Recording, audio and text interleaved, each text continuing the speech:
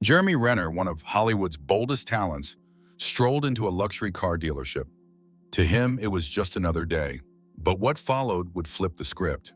When people realized who he really was, the fallout wasn't just surprising, it was unforgettable. Before we dive in, tell us where you are watching from. If you like true stories with a twist, hit subscribe. Another wild one drops tomorrow. It was a regular morning in LA, the sky shining like a movie set. Jeremy moved through the streets in his black leather jacket and beat-up jeans, casual but confident. Some recognized him, tossed a wave or smile. He grinned back, tossed a nod, and kept walking. No big deal. Halfway into his route, he dropped by a cafe he'd loved for years. "Morning, Oliver. You still alive back there?" "Jeremy, same as always?" "You know it." As he waited for his drink, his mind drifted. Lately, he'd been chasing something. Not just a car, but a cause. Something he could rebuild, restore, and maybe use for good. A tribute, a donation, something with teeth. Coffee in hand, he got moving again. He had a place in mind, known for its showroom full of untouchables.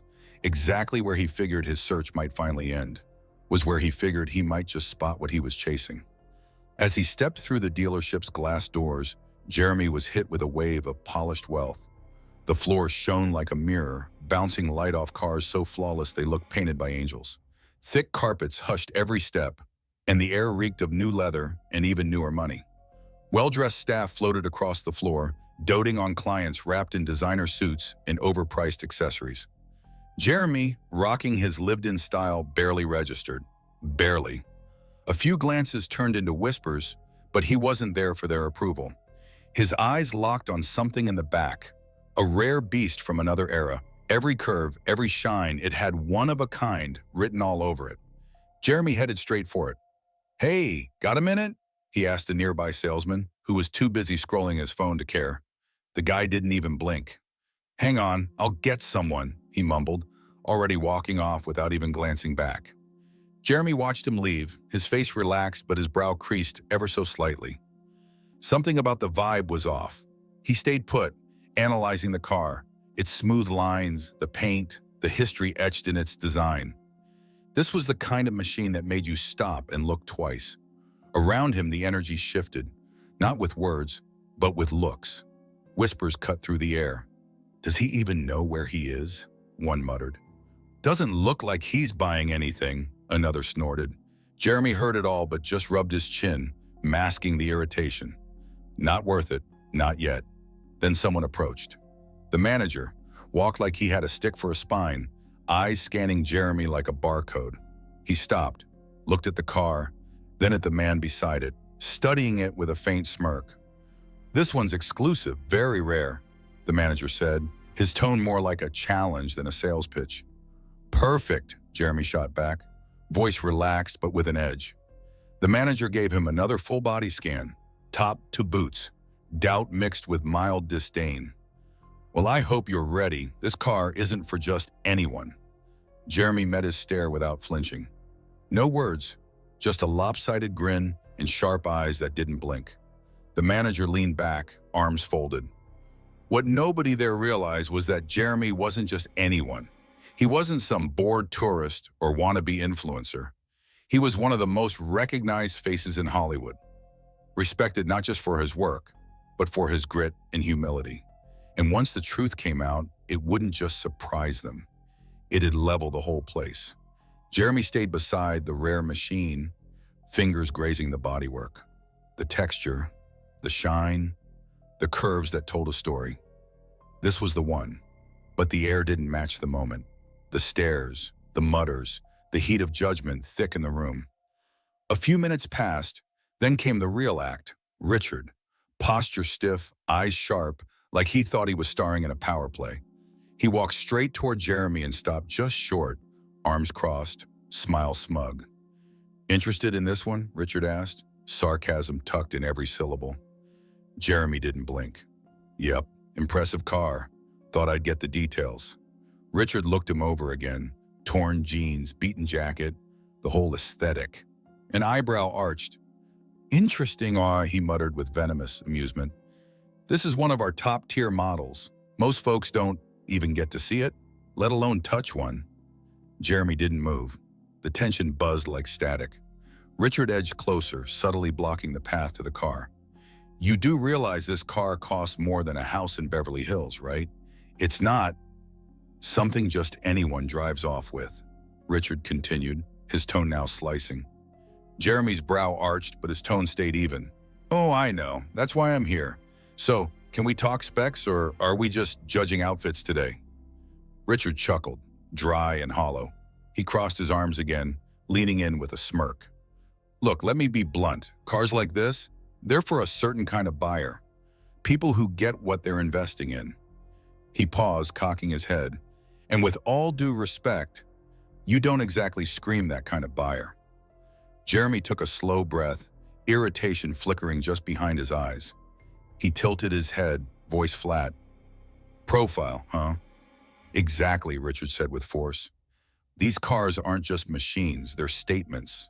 Status, exclusivity, stuff that, well, he waved at Jeremy's jacket with fake flair, doesn't really match your vibe.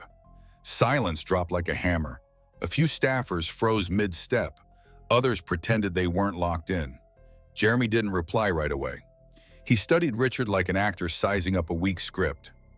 Funny how you figured out my whole story just by looking at my clothes, he said, tone cool but firm. Says a lot. Not about me, though. Richard's eyes narrowed, his ego clearly stung. He stepped in close, lowering his voice, but not the venom. Look, pal, I see your type all the time. You come in, drool over the cars, dream a bit, then walk out broke. So if this is just a fantasy trip, don't waste my time or my team's. Jeremy didn't budge. His stance shifted slightly, still calm, but now locked in. Posture now said something new. This wasn't patience anymore. His stare sharpened, calm but loaded. And what if I'm not here to dream?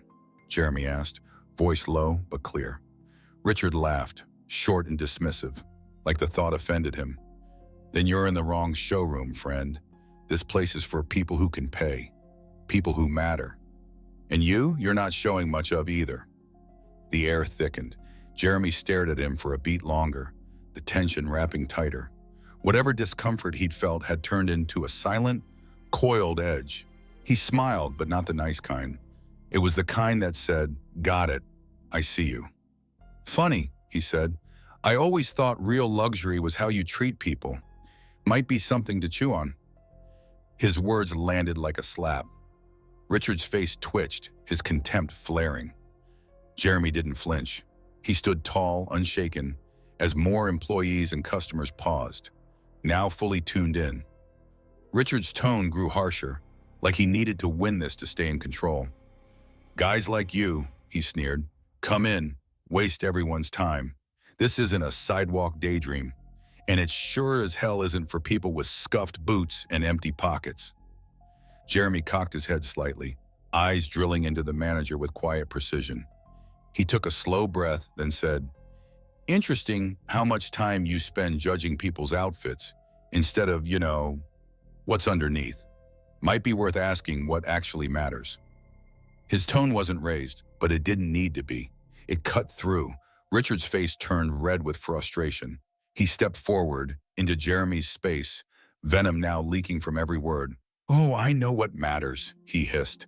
And it's not some morality speech from a guy who thinks walking in here makes him special. You don't know who you're talking to. Jeremy didn't blink, didn't move. His stare held firm, unbothered. That was too much for Richard. Realizing he'd lost control, he snapped. You don't get to tell me anything, he barked, raising his fist in a clumsy show of power. Jeremy, or maybe just instinct, moved fast. With the cool of someone who's seen pressure before, he snatched Richard's fist midair. No aggression, just control. A quiet, clean block. For a second, everything froze. Richard stood stunned. His punch stopped like a joke that didn't land. Silence swallowed the room.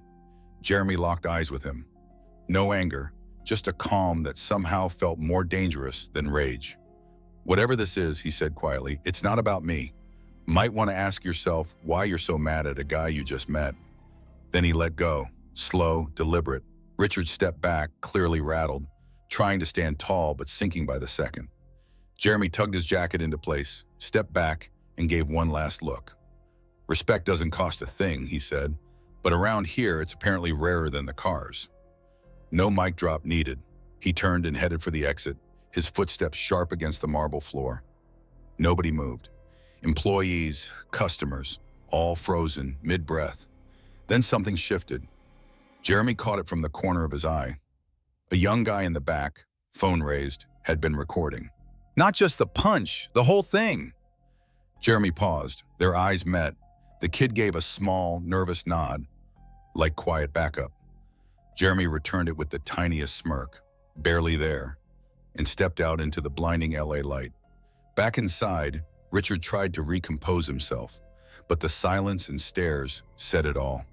The footage wouldn't stay buried, and once the world saw what had gone down in that showroom, the fallout was brutal and absolutely unavoidable. By morning, the world was watching. The young guy's video hit social media like a match to dry grass. Within hours, it exploded, shared by thousands who couldn't believe what they'd seen. Jeremy Renner, known for keeping it real, being treated like trash by a guy in a tie. The contrast was jarring. One of Hollywood's most grounded actors, humiliated by a man drunk on status. The video started with Richard brushing him off, spitting snide comments.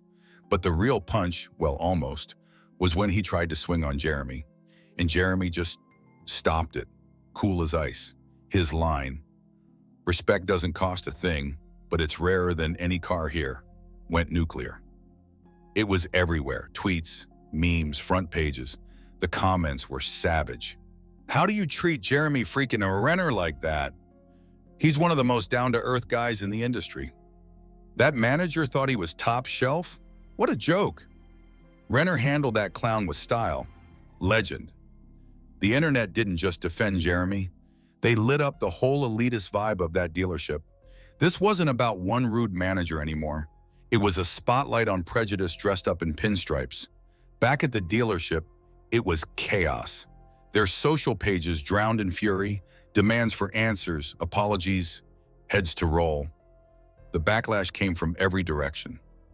Boycotts were announced, clients walked. Richard tried to explain it all away, but each word made things worse. Excuses, spin, zero remorse. "It was a misunderstanding," he said.